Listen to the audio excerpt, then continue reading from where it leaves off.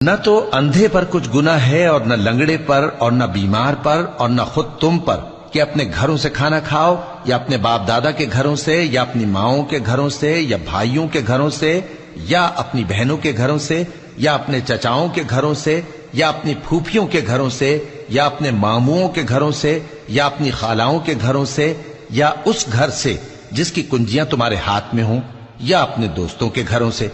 और इसका भी तुम पर कुछ गुनाह नहीं कि सब मिलकर खाना खाओ या जुदा जुदा। फिर जब घरों में जाया करो तो अपने घर वालों को सलाम किया करो। ये अल्लाह की तरफ से मुबारक और पाकीज़ा तोहफा है। इस तरह अल्लाह अपनी आयतें खोल खोल कर बयान फरमाता है ताकि तुम समझो। मोमिन तो वो हैं जो अल्लाह पर और उसके रसूल पर ईमान लाए और जब कभी ऐसे काम के लिए जो जमा होकर करने का हो पैगंबर के पास जमा हो तो उनसे इजाजत लिए बगैर चले नहीं जाते।